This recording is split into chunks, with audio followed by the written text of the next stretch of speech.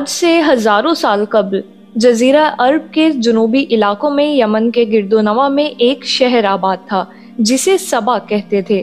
وہاں آباد لوگوں کو قوم سبا کہہ کر پکارا جاتا تھا۔ یہاں کے لوگ بہت سی نعمتوں اور راحتوں میں تھے۔ ہر طرف لہلہاتی فصلیں اور پھل سے لدے درخت موجود تھے، مگر یہ قوم شرک میں مبتلا تھی اور سورج کی پوجا کیا کرتی تھی۔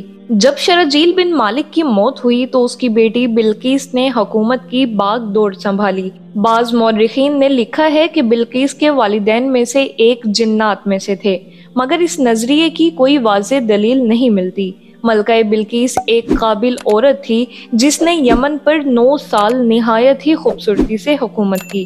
دنیا کے بیشتر علاقوں میں جو تجارت ہوتی تھی وہ سبائیوں کے ہاتھ میں تھی۔ یہی وجہ تھی کہ یہ قوم نہایت ہی دولت مند تھی، مگر یہ وہ زمانہ تھا جب مشرق سے مغرب تک ایک عظیم بادشاہ کی طاقتور حکومت اور جاہ و جلال کا ڈنکا بجتا تھا، جسے تاریخ میں سلیمان ابن داؤد کے نام سے جانا جاتا ہے۔ بات ہو رہی ہے حضرت سلیمان علیہ السلام کی حکومت کی۔ اللہ تعالیٰ نے آپ کو پرندوں، ہواؤں، جنات اور سرکش شیطان پر بھی حکومت دی۔ پرندے اور جانور بھی آپ کے تابع تھے۔ ایک کمال کا پرندہ آپ کے ساتھ ہوا کرتا تھا جسے ہدہد کہتے ہیں۔ حضرت سلیمان علیہ السلام حضرت داؤد علیہ السلام کے فرزند ہیں۔ یہ اپنے مقدس باپ کے جانشین ہوئے اور اللہ تعالیٰ نے ان کو بھی نبوت اور سلطنت دونوں سعادتوں سے سرفراز فرما کر تمام روئے زمین کا بادشاہ بنا دیا، اور 40 برس تک آپ تخت سلطنت پر جلوہ گر رہے۔ جن و انسان، شیاطین اور چرندوں، پرندوں، درندوں، سب پر آپ کی حکومت تھی۔ سب کی زبانوں کا آپ کو علم عطا کیا گیا، اور طرح طرح کی عجیب و غریب صنعتیں آپ کے زمانے میں بروئے کار آئیں۔ روایت ہے کہ ایک مرتبہ حضرت سلیمان علیہ السلام جن و انس وغیرہ اپنے تمام لشکروں کو لے کر طائف یا شام میں وادی نمل سے گزرے، جہاں چونٹیاں بکثرت تھیں۔ تو چونٹیوں کی ملکہ جو مادہ اور لنگڑی تھی، اس نے تمام چونٹیوں سے کہا، اے چونٹیوں، تم سب اپنے گھروں میں چلی جاؤ، ورنہ حضرت سلیمان اور ان کا لشکر تمہیں بے خبری میں کچل ڈالے گا۔ چونٹی کی اس تقریر کو حضرت سلیمان علیہ السلام نے 3 میل کی دوری سے سن لیا اور مسکرا کر ہنس دیے۔ چنانچہ رب تعالیٰ نے قرآن مجید میں فرمایا، سورہ نمل آیت نمبر 18 اور 19، ترجمہ کنز الایمان، یہاں تک کہ جب چونٹیوں کے نالے پر آئے، ایک چونٹی بولی، اے چونٹیوں، اپنے گھروں میں چلی جاؤ، تمہیں کچل نہ ڈالیں سلیمان اور ان کے لشکر بے خبری میں۔ تو اس کی بات سن کر مسکرا کر ہنسا۔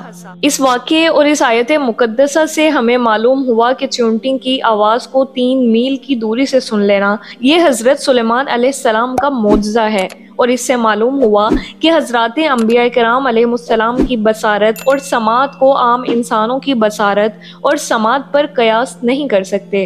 اور چونٹی کی تقریر سے معلوم ہوا کہ چونٹیوں کا بھی یہ عقیدہ ہے کہ کسی نبی کے صحابی جان بوجھ کر کسی پر ظلم نہیں کر سکتے، کیونکہ چونٹی نے وَهُمْ لَا يَشْعُرُونَ کہا، یعنی حضرت سلیمان علیہ السلام اور ان کی فوج اگر چونٹیوں کو کچل ڈالیں گے تو بے خبری کے عالم میں اور لاشعوری طور پر ایسا کریں گے، ورنہ جان بوجھ کر ایک نبی کے صحابی ہوتے ہوئے وہ کسی پر ظلم اور زیادتی نہیں کریں گے۔ ناظرین، یوں تو سبھی پرندے آپ کے تابع فرمان ہیں، لیکن آپ کا ہدہد آپ کی فرما برداری اور خدمت گزاری میں بہت مشہور ہے۔ اسی ہدہد نے آپ کو ملک سبا کی ملکہ بلقیس کے بارے میں خبر دی تھی کہ وہ ایک بہت بڑے تخت پر بیٹھ کر سلطنت کرتی ہے، اور بادشاہوں کے شایان شان جو بھی سر و سامان ہوتا ہے وہ سب کچھ اس کے پاس ہے، مگر وہ اور اس کی قوم ستاروں کے پجاری ہیں۔ اس خبر کے بعد حضرت سلیمان علیہ السلام نے بلقیس کے نام جو خط ارسال فرمایا اس کو یہی ہدہد لے کر گیا تھا۔ چنانچہ قرآن کریم کا ارشاد ہے کہ حضرت سلیمان علیہ السلام نے فرمایا، تم میرا یہ خط لے کر جاؤ اور ان کے پاس یہ خط ڈال کر پھر ان سے الگ ہو کر تم دیکھو کہ وہ کیا جواب دیتے ہیں۔ چنانچہ ہدہد خط لے کر گیا اور بلقیس کی گود میں اس خط کو اوپر سے گرا دیا۔ اس وقت اس نے اپنے گرد امراء اور ارکان سلطنت کا مجمع اکٹھا کیا، پھر خط کو پڑھ کر لرزہ براندام ہو گئی اور اپنے اراکین سے یہ کہا، جس کا ذکر سورہ نمل کی آیت نمبر 29 تا 31 میں موجود ہے۔ ترجمہ کنز ایمان: اے سردارو، بے شک میری طرف ایک عزت والا خط ڈالا گیا، بے شک وہ سلیمان کی طرف سے ہے، اور بے شک وہ اللہ کے نام سے ہے جو نہایت مہربان رحم والا، یہ کہ مجھ پر بلندی نہ چاہو اور گردن رکھتے میرے حضور حاضر ہو۔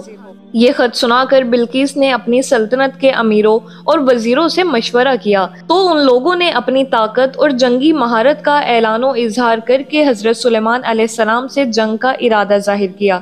اس وقت عقل مند بلقیس نے اپنے امیروں اور وزیروں کو سمجھایا کہ جنگ مناسب نہیں ہے، کیونکہ اس سے شہر ویران اور شہر کے عزت دار باشندے ذلیل اور خوار ہو جائیں گے، اس لیے میں یہ مناسب خیال کرتی ہوں کہ کچھ تحائف ان کے پاس بھیج دوں۔ اس سے امتحان ہو جائے گا کہ حضرت سلیمان صرف بادشاہ ہیں یا اللہ عز و جل کے نبی بھی ہیں۔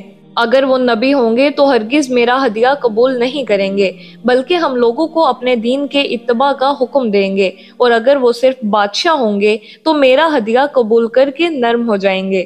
چنانچہ بلقیس نے 500 غلام، 500 لونڈیاں، بہترین لباس اور زیوروں سے آراستہ کر کے بھیجے، اور ان لوگوں کے ساتھ 500 سونے کی اینٹیں اور بہت سے جواہرات اور مشک و عنبر اور ایک جڑاؤ تاج اور ایک خط اپنے قاصد کے ساتھ بھیجا۔ ہدہد سب دیکھ کر روانہ ہو گیا اور حضرت سلیمان علیہ السلام کے دربار میں آ کر سب خبریں پہنچا دیں۔ چنانچہ بلقیس کا قاصد جب چند دنوں کے بعد تمام سامانوں کو لے کر دربار میں حاضر ہوا تو حضرت سلیمان علیہ السلام نے غضبناک ہو کر قاصد سے فرمایا، جس کا ذکر بھی قرآن مجید کی سورہ نمل آیت نمبر 36 اور 37 میں موجود ہے۔ ترجمہ کنز ایمان: فرمایا، کیا مال سے میری مدد کرتے ہو؟ جو مجھے اللہ نے دیا وہ بہتر ہے اس سے جو تمہیں دیا، بلکہ تم اپنے تحفے پر خوش ہوتے ہو۔ پلٹ جاؤ ان کی طرف تو ضرور ہم ان پر وہ لشکر لائیں گے جن کی انہیں طاقت نہ ہوگی، اور ضرور ہم ان کو اس شہر سے ذلیل کر کے نکال دیں گے یوں کہ وہ پست ہوں گے۔ چنانچہ اس کے بعد جب قاصد نے واپس آ کر بلقیس کو سارا ماجرا سنایا تو بلقیس حضرت سلیمان علیہ السلام کے دربار میں حاضر ہو گئی، اور حضرت سلیمان علیہ السلام کا دربار اور یہاں کے عجائبات دیکھ کر اس کو یقین آ گیا کہ حضرت سلیمان علیہ السلام خدا کے نبی برحق ہیں اور ان کی سلطنت اللہ تعالیٰ ہی کی طرف سے ہے۔ حضرت سلیمان علیہ السلام نے بلقیس کو اپنے دین کی دعوت دی تو اس نے نہایت ہی اخلاص کے ساتھ اسلام قبول کر لیا۔ پھر حضرت سلیمان علیہ السلام نے بلقیس سے نکاح کر کے اس کو اپنے محل میں رکھ لیا۔ اس سلسلے میں ہدہد نے جو کارنامے انجام دیے وہ بلا شبہ عجائبات عالم میں سے ہیں، جو یقیناً حضرت سلیمان علیہ السلام کے معجزات میں سے ہی ہے۔ اور ملکہ سبا بلقیس کا تخت شاہی 80 گز لمبا اور 40 گز چوڑا تھا۔